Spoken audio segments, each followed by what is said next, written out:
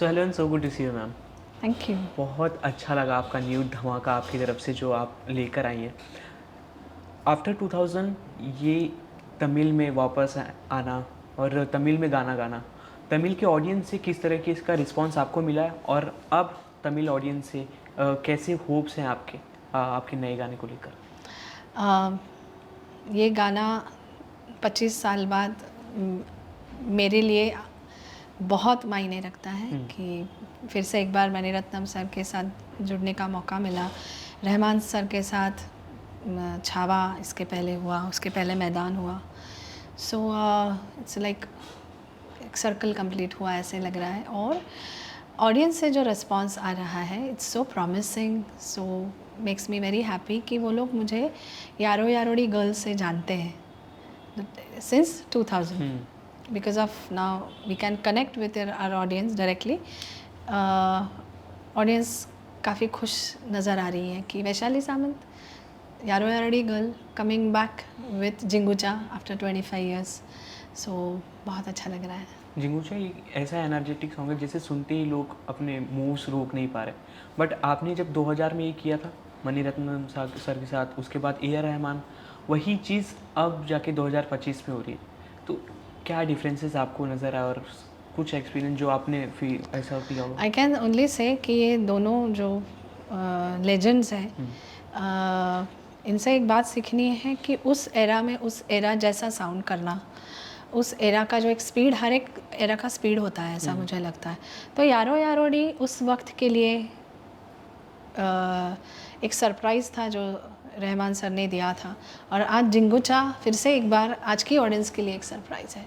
तो वो जो नयापन जो है, जो इन्होंने इतने साल बरकरार रखा है, वो कुछ ऐसी बात है जो सीखनी चाहिए। और इसके लिरिक्स कमल हसन जी। जी, और क्या चाहिए? Third legend in the same frame, so that makes it more special for me. इसका कुछ बीटीएस आप शेयर करना चाहेंगे जब आपने ये सुना, ये कि आपके मन में क्या है? कमल हसन जी ने लिखा हुआ है। मुझे पता ही नहीं था जब मैंने गाना गाया, जब तक रिलीज़ नहीं हुआ। आई थिंक ये सरप्राइज़ सबके लिए था। जब उन्होंने मेकिंग की वीडियो रिलीज़ की, तब एक होता है ना, आर्टिस्ट अपना नाम ढूंढते रहता है कि हाँ मेरा नाम है, मेरा नाम है। और उन्होंने लिरिसिस्ट कमल हसन, मैंने रिवाइंड किया 2-3 बार कि am I reading correct, Kamal Haasan lyricist. I had, oh Baba, I was singing all the time. I was singing. They were penned by the साक्षात कमल हसन सर। और क्या चाहिए? बिल्कुल। कितना ज़्यादा एक आर्टिस्ट के लिए इम्पोर्टेंट हो जाता है उनकी ऑडियंस। जिस तरीके से आप गाना गाते हैं पहले, जो लोगों को बहुत ज़्यादा पसंद आ चुकी है, उसके बाद आप कोई भी गाना सिलेक्ट करते हैं, वो और ज़्यादा पसंद आए आपके पहले गाने से भी, वो कितना ज़्यादा इम्पोर्टेंट है। इस बात का ध्यान रख के कितने आगे के गाने डिसाइड करते हो आप, या कुछ भी? जहाँ तक फिल्मी और नॉन फिल्मी, अभी दोनों की बात करती हूँ। फिल्मी गानों में हमारा कोई वहाँ ये नहीं रहता है कि मैं सिलेक्ट करूँ। ओके, जो काम आता है, हाँ, उसे हाँ या ना कहना मेरे हाथ में होता है। But yes, in independent work हम डिसाइड कर सकते हैं कि मुझे अभी कौन सा जॉनर गाना है, या आज की ऑडियंस क्या सुन रही है। ये मेरा स्टडी कंटिन्यूस चलता रहता है। रादर कुछ जॉनर्स होते हैं जो अदरवाइज़ मुझे फिल्म में गाने का मौका नहीं मिलता। मैं कोशिश करती हूँ कि ऐसे जॉनर्स, जैसे मुझे ईडीएम अच्छा लगता है, मुझे हिप हॉप अच्छा लगता है, हाउस मिक्स अच्छे लगते हैं। तो ये सब एक्सपेरिमेंट्स में मैं कोशिश करती हूँ कि मैं इंडिपेंडेंट म्यूज़िक में ये एक्सपेरिमेंट्स करूँ जो आज की ऑडियंस है। जो कुछ गाने मेरे ऑलरेडी हो चुके हैं जिनसे मैं जानी जाती हूँ, but I feel as a performer, मुझे मेरे काम में अगर मैं नयापन नहीं लाऊं, ऑडियंस को सरप्राइज़ नहीं करूं, तो ऑडियंस वापस क्यों मुझे सुनेगी? जो ऑलरेडी मैंने जॉनर्स गाए हैं, जो ऑलरेडी मैंने एक्सपेरिमेंट कर चुकी हूँ, मैं कोशिश करती हूँ कुछ और करूँ। आपने जितने भी गाने गाए अमेजिंग, इतने ज़्यादा अच्छे जो लोग आज भी गुनगुनाते हैं, चाहे ये 25 साल की जर्नी में कोई भी गाने। बट एक ऐसा कोई गाना अगर आपको सिलेक्ट करके बताना ऑडियंस को कि ये गाने की वजह से या इस टाइम की वजह से मुझे मेरे करियर में बहुत ज़्यादा पुश मिला मेरे आगे के फ्यूचर के लिए, तो ऐसा जो गाना था जो क्लेम टू फेम होता है हर एक आर्टिस्ट के लिए, वो था एकादाजीबा, जिसने मुझे मेरी ऑडियंस दी, मेरी एक जगह दी इंडस्ट्री में। मेरा जो पहला एल्बम था, it was an independent album एकादाजीबा। सो आपके सवाल का यही जवाब लगता है मुझे कि आयका दाजीबा एक ऐसा गाना है जिसने मुझे पहचान दी मुझे. People industry started taking me seriously. आयका दाजीबा अगर अभी भी यूट्यूब पे लोग सुनने जाएंगे तो कमेंट्स में यही था कि 2025 में कोई कौन आया यहाँ सुनने, इस मंथ में कौन आया, हाँ मई बस अप्रैल में. करेक्ट है. तो उसकी 2 लाइन अगर आप. मुझे प्यार नहीं तुझसे है बा, और मुझे दिल मिल न को तेरा देबा. मुझे प्यार नहीं तुझसे है बा, मुझे दिल मिल न को तेरा देबा. आयका दाजीबा, आयका दाजीबा, आयका दाजीबा. क्या बात है. जिस तरीके से ए.आर. रहमान जी का आपने जिक्र किया, वो जो कोई भी प्रोजेक्ट में जब आप उनसे जुड़ते हो तो क्या सीखने को मिलता है और कैसी मतलब बातचीत आपकी होती है आफ्टर द पूरे होल प्रोसेस. सीखने को तो बहुत मिलता है. ऐसा लगता है हम कहीं क्लासरूम में एंटर हुए हैं, क्योंकि उनकी कंपोजिशन समझ लेना, उन्हें उनके गाने में क्या चाहिए, क्या इमोशंस चाहिए, क्या वज़न चाहिए वर्ड्स का, ये सब पढ़ाई की बात होती है जो मैं एज अ स्टूडेंट बन जाती हूँ. और मैं आई सी टू इट कि जो उनकी एक्सपेक्टेशंस हैं एक सिंगर ने किस तरह गाना गाना चाहिए, वो अगर उतने तक मैं पहुँच भी पाऊँ बहुत है. So the way he explains the song to you, आपको समझना होता है कि उसमें से उन्हें एग्जैक्टली क्या चाहिए गाने में. वो जर्नी बड़ी इंटरेस्टिंग होती है. और जब उनको गाना अच्छा लगता है आपका तो वो बहुत खुले दिल से एक्सेप्ट करते हैं. So it's a very nice क्या कहे एक्सपीरियंस. बहुत अच्छा होता है, कुछ आपको सिखा जाता है. हमेशा मेरे साथ यही हुआ है कि मैंने ये गा लिया, उसके बाद जब गाना रिलीज़ होता है तब समझ में आता है उन्होंने मुझसे ऐसे क्यों गवाया. इसके पहले जो आपने ए.आर. रहमान जी के साथ गाना किया था छावा में, तूफान, तो वो गाना एक ऐसा एंथम है जो लोग पूरी मूवी उसी पे ऐसा लग रहा था बेस्ड है, क्योंकि जिस तरीके से वो गाना था और उसके बाद आपने जो उसमें स्मूथ मेलोडी डाला, आओ विराजो, वो कैसे हुआ, कुछ उसके बारे में कुछ बताना चाहेंगे, कैसे आपका जुड़ना हुआ और आपने जब ए.आर. रहमान के साथ ये गाना किया और ऑडियंस से इतना अच्छा रिस्पॉन्स मिला, जैसे आपने बताया अभी कि लोग कह रहे थे कि मैं काफ़ी इमोशनल हो गया वो लाइन सुन के और जिस तरीके से पार्ट दिखाया, गूज़बम्स आए, अरे बाबा क्या क्या. सो सर ने मुझे जब रहमान सर के यहाँ से बुलावा आया और मैं गई स्टूडियो, वहाँ पे मैंने विकी कौशल जी का वो सीन देखा, मुझे दिखाया गया वो कि क्या what is expected, and I realised ये बहुत स्पेशल है, बहुत यूनिक है. स्पेशल तो हर एक गाना होता है, यूनिक एक वो जो सीन था उसके लिए मुझे गाना है. अच्छा, स्क्रीन पे मेल है, फीमेल के लिए प्लेबैक नहीं है, ये और एक बात थी. तो you know identifying the emotion behind it वो बहुत ज़रूरी होता है एक सिंगर के लिए, कि ये कौन गा रहा है, क्यों गा रहा है. वो मेरा एक है, हमेशा मेरी वो पढ़ाई होती है कि मैं एग्जैक्टली क्या इमोशंस डिलीवर करने वाली हूँ. सो फिर मुझे सिखाया गया गाना. इरशाद कामिल जी ने बहुत इतने सुंदर वर्ड्स लिखे हैं कि एक राजा को किस तरह सिंहासन पे बैठते हुए किस तरह आओ विराजो, वेरी रिच वर्ड्स. जो रिचनेस वो सीन में थी उतनी ही रिचनेस वो लिरिक्स में भी थी. बस और क्या कहूँ. तो एक होता है ना, आपको रियलाइज़ होता है कि आपके लिए क्या बन गया है, क्या चीज़ बन गई है, आपको उतने ही इंटेंसिटी से उसे जस्टिफाई करना है. और वो मेलोडी ट्रांजेक्शन जिस तरह से है नरसिंह, वो एकदम जोश वाला, उसी के बीच में आओ विराजो शांति से. अभी वो ही तो है यार रहमान, जादू ही है वो कि जस्टिफाइंग ये जो शिफ्ट है, एनर्जी, इमोशन, एनर्जी, वो आपको जस्टिफाई करवाते हैं कि ये सब एक गाना जैसे जिंगुचा भी जो अभी मैंने गाया है, इतने सारे चेंजेस हैं, लेकिन वो एक इमोशंस की लड़ियाँ हैं जो वो आपके लिए पिरोते हैं. और that's why you connect. I feel the audience connects with Rahman sir's music is the reason. जो आपको जिस तरह वो एक जर्नी होता है, एक गाना उनका एक अपने आप में एक जर्नी होता है. जैसे आओ विराजो के साथ भी हुआ कि it is roller coaster ride of emotions. Hindi में रहमान सर, मराठी में अजय अतुल सर, दोनों के साथ आपने काम किया, बट दोनों के साथ काम करने पे कौन सा आपको डिफरेंस लगा और कौन सा इंटरेस्टिंग पार्ट लगा जो आप ऑडियंस को शेयर करना चाहते हो, और उन्हें अपने अपने काम में क्या सबसे ज़्यादा बेस्ट बनाता है जो आपने नोटिस किया? आई थिंक हर एक संगीतकार की अपनी एक शैली होती है, ये अच्छा, ये उससे अच्छा, ऐसा कंपेयर करना मेरे ख्याल से ठीक नहीं है। एक सिंगर को अपने आप को उस संगीतकार के शैली में ढालना होता है।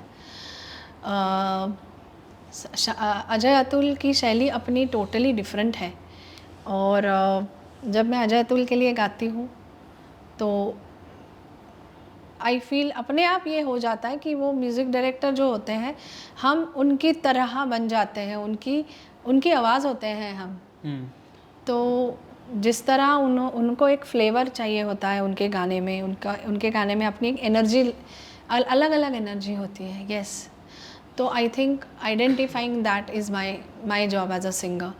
तो मैं ये कभी नहीं कहूँगी कि इससे ये अच्छा या उससे ये अच्छा। एक हमेशा टीम वर्क होता है जो अच्छा होता है, जो काम करता है और बाद में वो काम लोगों को अच्छा लगता है। सो मैं इनफैक्ट ये कहूँगी कि हमारी इंडस्ट्री में इतने अच्छे अच्छे संगीतकार हैं जो जिनकी अपनी खुद की शैली है, दे डोंट कॉपी एनीबडी।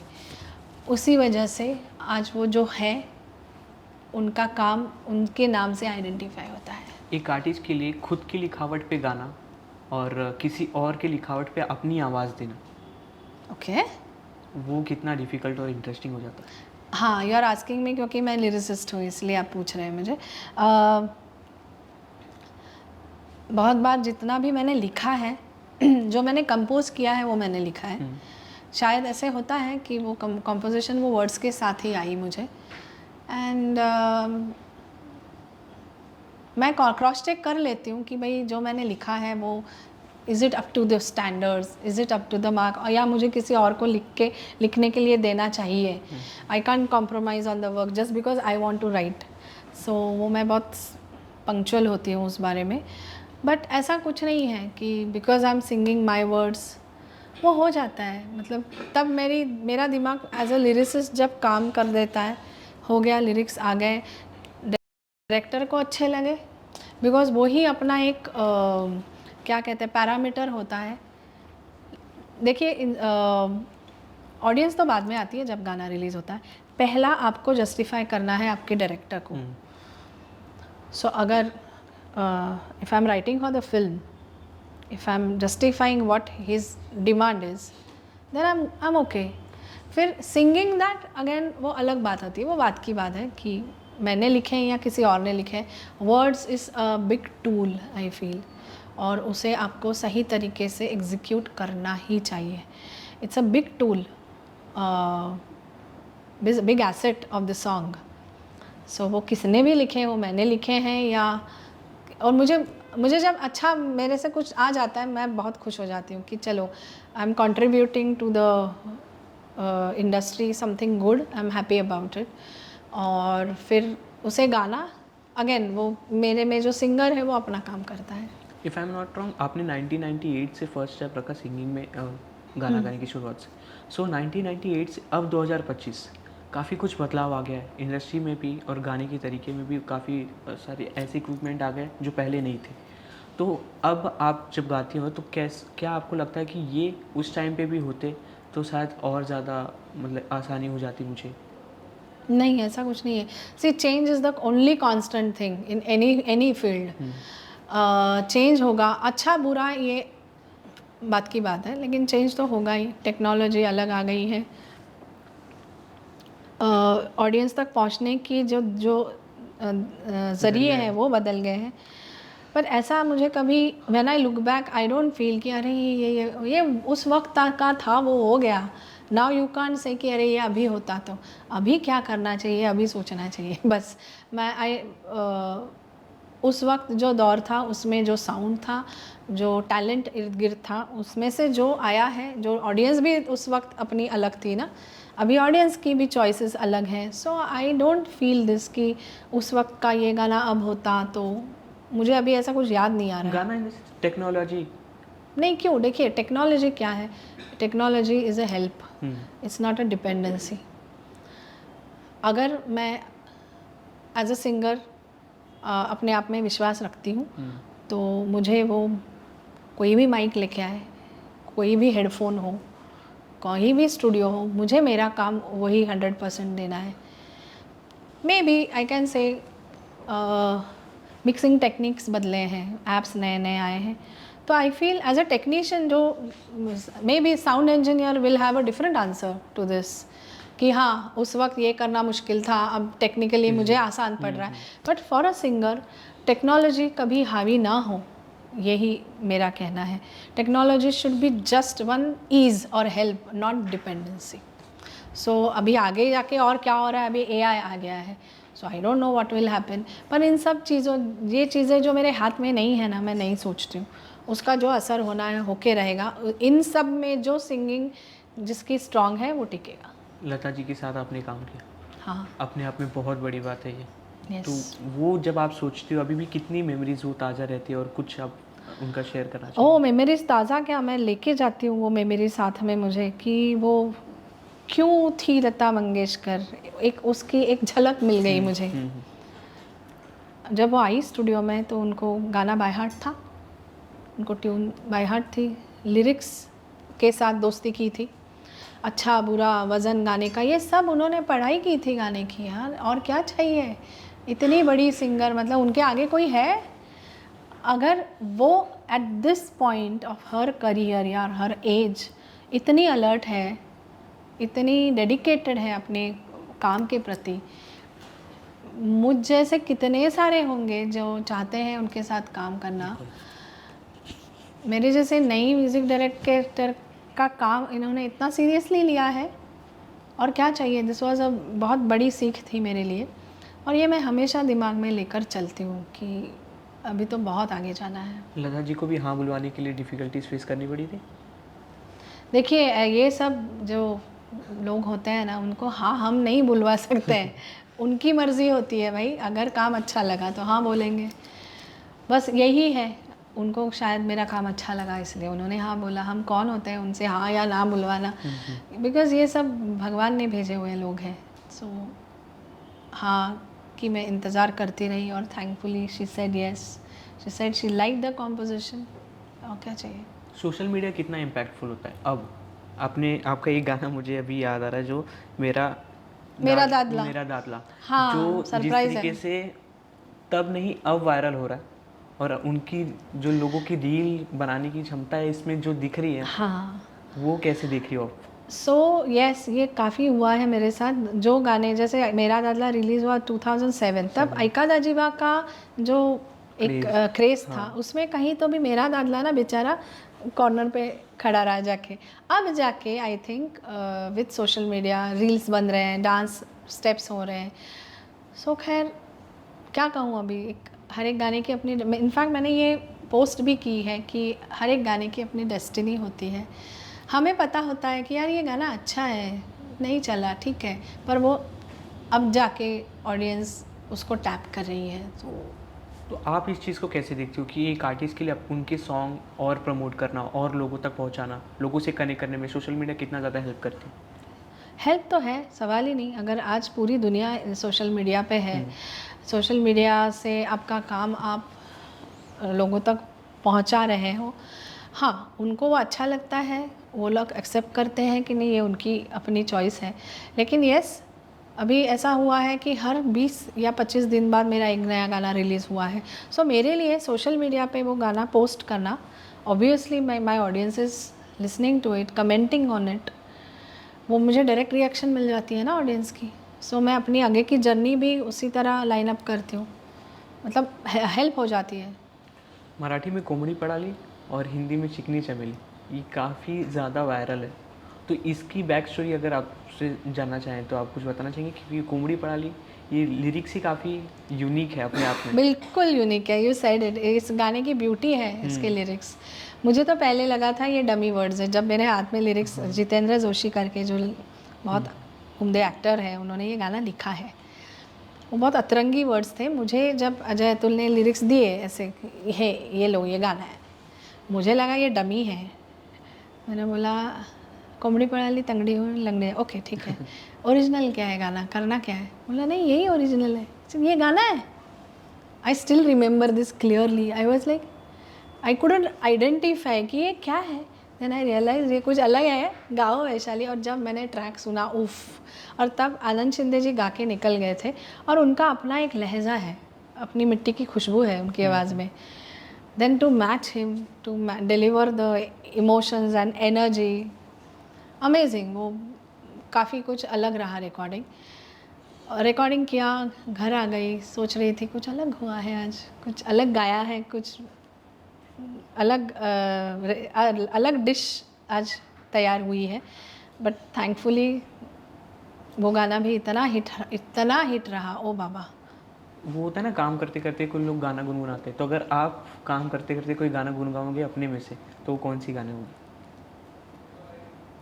हाँ, ये अच्छा सवाल है। मेरा क्या होता है, मैं जब एक आध गाना कर रही होती हूँ, उस गाने में मैं होती हूँ, बेचारे मेरे घर के बहुत परेशान हो जाते हैं क्योंकि दिन भर मेरे वो टेप चलता रहता है, गुनगुनाती हूँ। बिकॉज आई थिंक वो एक मेरा तरीका है एक्सप्लोर करने का, कि कहीं मैं कुछ इमोशन छूट तो नहीं रहा है मुझसे, कुछ वर्ड का सही तरीके से मैं वर्ड पहुँचा रही हूँ कि नहीं।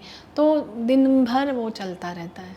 मेरा ऐसा है कि एक आध गाना नहीं, उस जोन में होती हूँ मैं उस गाने के 10-15 दिन। तो जैसे अभी जिंगुचा चल रहा है, तो मुझे अगर लाइव गाना है तो मुझे क्या क्या सोचना पड़ेगा, क्या क्या होगा, ये सब चलता रहता है मेरे मैं उसी में लगी हुई होती हूँ। तो ऐसा एक गाना बोलना बहुत डिफ़िकल्ट है। कोई नहीं, जब एक आर्टिस्ट अपने स्टूडियो में जाता है सॉन्ग रिकॉर्ड करने के लिए, तो उनके साथ उनका कौन सा को आर्टिस्ट होता है, चाहे मेल वर्जन हो फीमेल वर्जन हो, उनके साथ मैच करना वो कितना ज़्यादा? Good question. आई फील जो जॉनर होता है गाने का, जो आपके आइडल्स होते हैं, जैसे रोमांटिक है या डिवोशनल है, तो भाई एक अपना एक स्टैंडर्ड्स दिमाग में होता है कि लता जी ने ये गाना गाया होता तो क्या होता, या एक आधा पेपी रोमांटिक नॉटी या फास्ट ट्रैक है आशा जी गाती तो क्या होता। ये सब आता है दिमाग में कि रेफरेंसेस होते हैं ना। ये कभी तो बहुत बार मेरे दिमाग में कुछ मेल वोकल्स के भी रेफरेंसेस होते हैं कि इमोशन एग्जीक्यूट करना है गाने में तो रफ़ी जी जैसा होना चाहिए, जहाँ एनर्जी और फन एलिमेंट हो तो किशोरदा जैसा होना चाहिए। या many times I think how सुखी जी delivers the song। सुखी जी की अपनी एक स्टाइल है, जैसे चमचम करता में मैंने किया था, चमचम करता है ये, तो सोचा था अपने आप आ जाता है दिमाग में कि सुखी जी गाते वक्त एक आध पैटर्न किस तरह रिदम को कैसे, रिदम के साथ कैसे खेलते हैं, तो ये हो जाता है, आता है दिमाग में। छलका छलका रे, वो जिस तरीके से अभी भी लोग सुनते हैं, जितना प्यार उसे मिलता है। अब आपको ऐसा कभी हुआ है जो आपके पुराने गाने अब जाके आपको लोग भेजते रील कि या मैम ये अभी भी हमारे जहन में अभी भी अच्छा ताज़ा लगता है ना? बिल्कुल। आपको बहुत अच्छा लगता है कि ऐसा कुछ हुआ है? होते रहता है। छलका छलका, जैसे अभी आपने जिक्र किया मेरा दादला है, तो ये सब मेरे इनिशियल जो मेरी लड़ाई थी तब का काम है ना ये, तो मेरी यादें जुड़ी हुई हैं, मेरे इमोशंस जुड़े हुए हैं। तो जब अगली पीढ़ी भी इनके साथ आइडेंटिफाई करती है तो एक अच्छा लगता है, प्रॉमिस लगता है कि ठीक है, मुझ में जो कलाकार है वो चल रहा है, आगे बढ़ रहा है, मेरी ऑडियंस है। सबसे इम्पॉर्टेंट बात होती है आपको आपकी ऑडियंस मेंटेन रखना।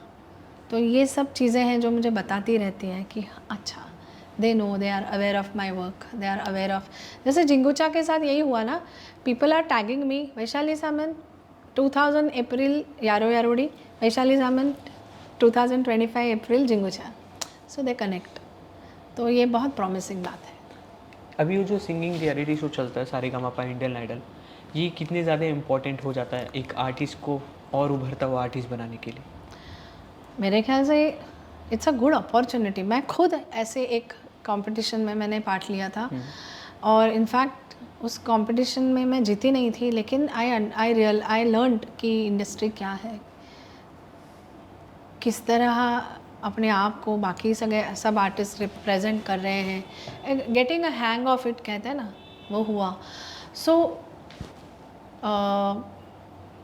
ऐसे प्लेटफॉर्म्स बहुत ज़रूरी हैं, ऐसा मुझे लगता है, नहीं तो नया टैलेंट आएगा कहाँ से।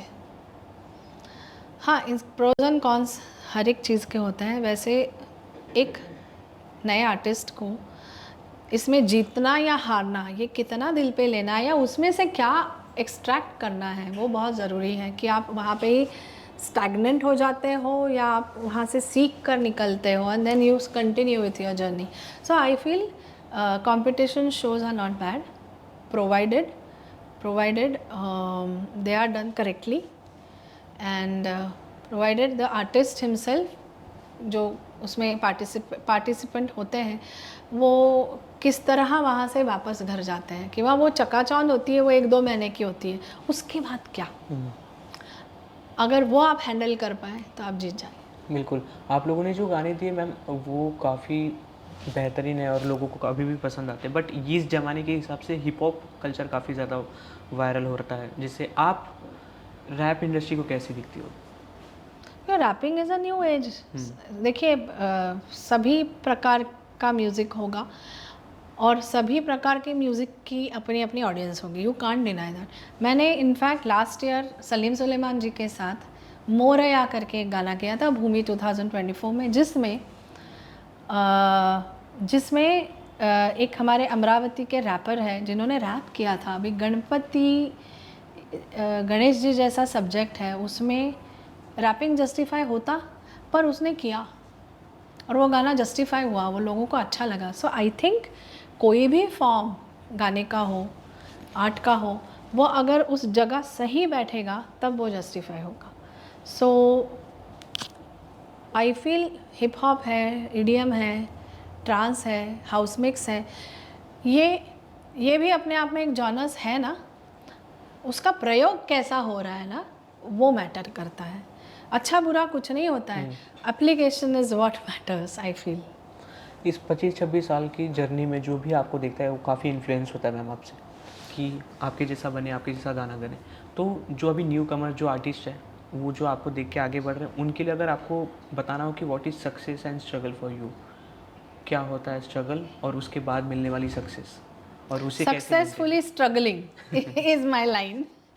I say this way for myself that I'm successfully struggling and अभी भी हाँ, क्यों नहीं। देखिए नया एरा आया, नया साउंड आया, नई audience I, so starting from zero is all I can do and I believe in it. ये प्रोसेस है ऑनगोइंग। आपने, वो कहते हैं ना मराठी में कि एक बार राजा ने गढ़ जीत लिया, वो राजा बन गया, ऐसा नहीं होता है, आपको बार बार गढ़ चढ़ना पड़ता है। एक ही है कि अभी मेरे पास अपना एक नाम है, आइडेंटिटी है, मेरे कुछ हिट्स हैं जो वैशाली सामंत इस नाम से जुड़े हुए हैं। इट्स अप टू मी कि मैं इसमें इतने में ही खुश रहूँ, ठीक है, मेरी मर्ज़ी, but I don't want to. So वो जो आगे की जर्नी है मेरी, वो मुझे नए से ही करनी पड़ेगी। सो वो बैगेज मैं कैरी करना नहीं चाहती हूँ, क्योंकि अभी और कुछ है जो पहली चीज़ें मैंने की वो सरप्राइज़ थी तब के टाइम के लिए, तो अभी का आगे का सरप्राइज़ बाकी है ना भाई, वो तो करना है। So I am like that. क्या है आगे का सरप्राइज? मुझे भी नहीं पता बस सोचती रहती हूँ कि कौन सा जॉनर गाऊँ, क्या गाऊँ, ताकि मैं नए सिरे से मेरी ऑडियंस को अपना पाऊँ। बस एक ही मेरी धुन रहती है।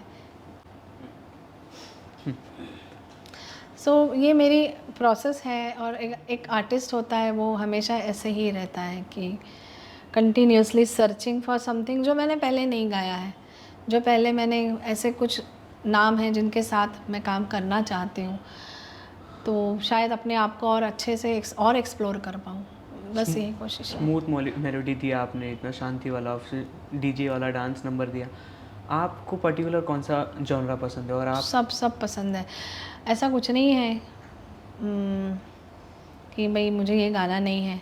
हम्म, आई थिंक आपको सब डिश खाने अच्छी लगती है ना, कि आप एक ही पे लगे हुए रहते हैं। It's just like that, so whatever is pure in that form I like it. Vaishali ji को भी ऑडियंस रिस्पॉन्सेज हिट करते हैं?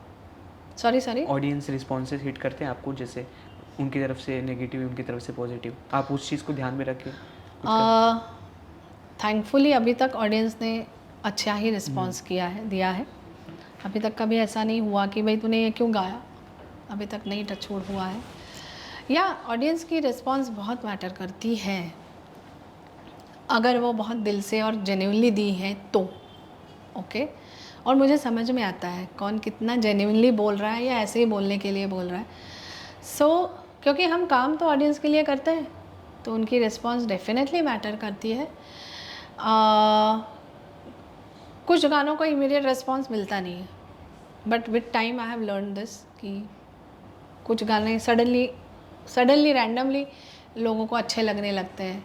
तो एक ने रील बनाई, दूसरे ने, अभी प्रोसेस यही है ना, जो गाना अच्छा लगता है उसकी रील्स बनती हैं। तो उसने एक ने बनाई, दूसरे ने बनाई, करते करते अभी मेरा दादला नाम का जो गाना है जिसके बारे में हम बात कर रहे थे, 334K रील्स सडनली, ठीक है। And I believe in organic growth. मैं कभी इंजन लगा के मैंने कुछ काम नहीं किया है, बिकॉज आई डोंट, क्या मिलेगा उसमें, फेक ऑडियंस बना के क्या मिलने वाला है। बिल्कुल। सो जो ऑडियंस है, जो अपने हिसाब से ऑडियंस जाती है, एंड आई लाइक दैट। कौन सा आपका ऐसा गाना है जिससे आपने वो गाया, ऑडियंस तक पहुंचा और आपको ऐसा सीख मिला कि जो आप अभी तक वो चीज़ें लेकर चल रही, सीखने को कुछ मिला? ये 2020 के पहले वाले कोई गाने? वो सीख लेकर जा रहे हैं, ओके। ये अच्छी या बुरी? क्या अच्छी चीज़ है। अच्छी, ओके, बुरी हाँ। चीज़ें क्यों लेके जाएंगे हम? 2020 के पहले, उसके पहले की बात करती हूँ कि तब सीडीज़ थी। तो सीडीज़ लोग ख़रीदते थे। देखिए, कोई भी आपका काम अच्छा लग के जाके मार्केट में सीडी ख़रीद के लेके आता है, ये कितनी बड़ी इम्पॉर्टेंट बात है कि जब तक आप एज एन आर्टिस्ट उनको अच्छे नहीं लगेंगे, क्यों जाएगा कोई।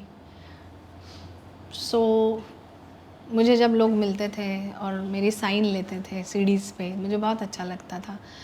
तो शायद ये आंसर है मेरा आपके सवाल का, कि ये जो प्रोसेस है कि आप उनके लाइफ का एक पार्ट हो जाते हो, वो बड़ा मुझे अचीविंग वाला फील देता है कि yes, I have achieved something, I have gained an audience, it's like a getting one vote।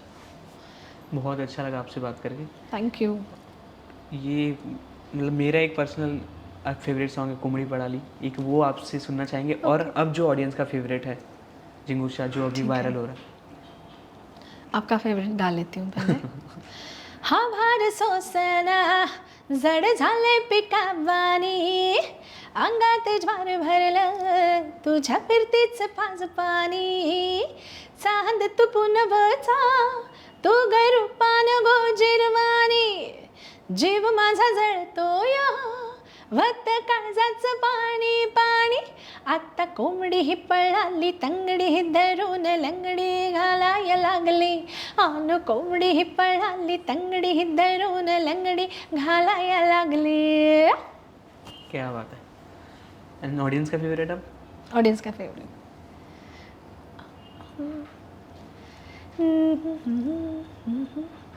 जिंग जा जिंगे जिंगे जा जिंग जा जिंगे जिंगे जा जिंग जा जिंगे जिंगे जा जिंग जा जिंगे जिंगे जा, इंद सुंदर बड़िये इन्नुम सुंदर मकंगा, इंद सक्कर कट्टिये सेतु पोंगला कंग, जिंग जा जिंगे जिंगे जा जिंग जा जिंगे जिंगे जा जिंग जा जिंगे जिंगे जा जिंग जा जिंगे जिंगे जा जा जा जिंगे जिंगे जा जिंग जा जिंगे जिंगे जा। क्या बात है। जो ऑडियंस अभी तक प्यार दे रही है और आगे भी बरकरार रखेगी प्यार, उनके लिए कुछ लास्ट मैसेज देना चाहेंगे आप? पहले भी प्यार दिया है, अभी भी दे रहे हैं, इसी तरह प्यार बरकरार रहे, बस यही अपेक्षा करूँगी। Thank you. Thank you.